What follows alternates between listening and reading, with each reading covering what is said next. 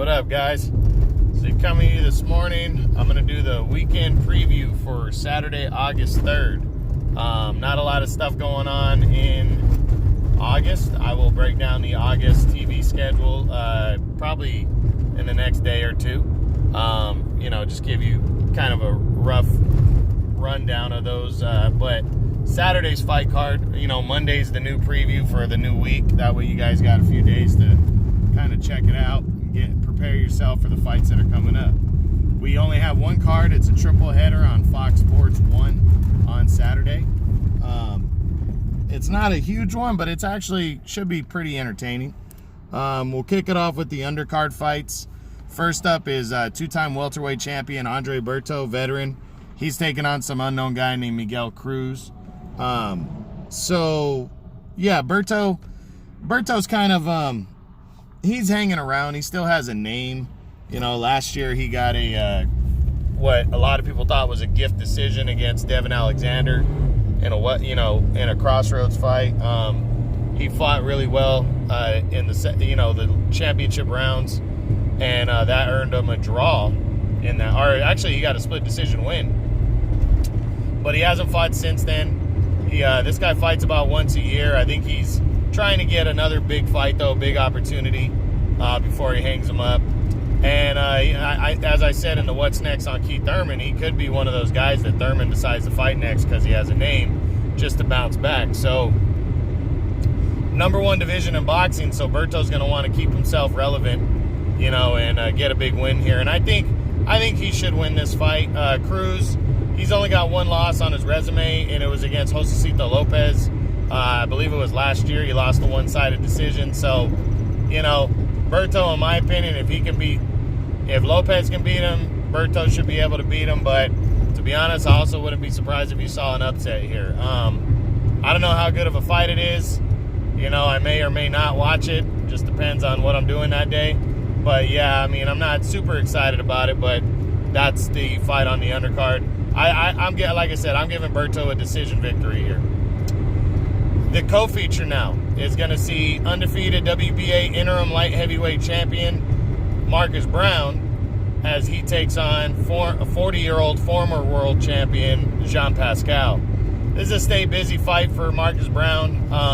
Pascal, to me, doesn't really pose a threat in this fight unless Brown gets completely careless and overlooks Pascal and leaves himself exposed, which could happen. But yeah, Pascal fought Dimitri Bivol for the world title last year, got dominated, held on for, to go the distance. But yeah, Pascal's way past it. I don't think he's, again, this is just a stay busy fight for Brown, who's coming off his biggest win, a decision over Badou Jack back in January.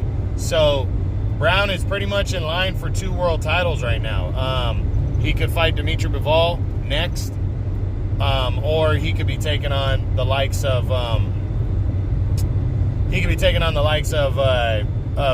what's his name, Alexander Volcik, next. So we just got to wait and see. But he really has a big opportunity. I don't know how he's getting out of all these domestic violence things, though. The guy's had like 4 arrests in the last year or 2 for domestic violence issues. But I don't know how he's weathering that and maintaining his status in the sport, but he is somehow. But I think he's going to dominate Pascal. I see a decision win here.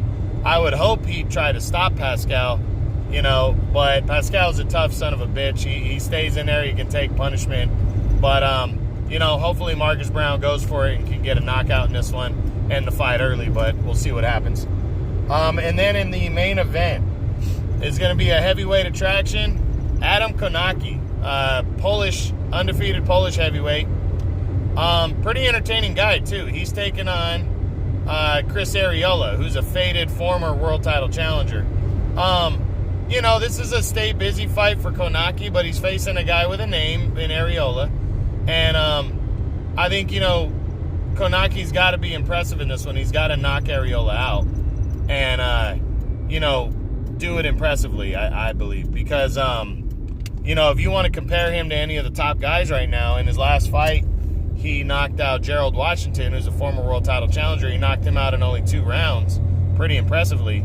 Washington went 5 rounds with Deontay Wilder and was actually beating him before Wilder caught him with a right hand. So, you know, I don't know how much of a comparison that is, but Kownacki is just a guy who doesn't, I mean, he goes in there and he's a slugger, and he's got some skill, and he reminds me a lot of Andy Ruiz, you know, not the best shape, but the guy's got some skill, and he's got a decent amateur pedigree, and, you know, he goes out there and he throws, he slugs, he throws punches, so entertaining fighter. You know, Ariela's always one to come straight at people, so, I mean, I don't feel he poses a threat in this one, but, yeah, I'd love to, I can't wait to see it. I think it's a good fight for Kownacki, a good opponent for him to just keep learning off of and move his way up, but he's floating around a top 10 spot, and, you know, heavyweights usually don't provide bad main events, so that's Saturday on Fox Sports 1, triple header.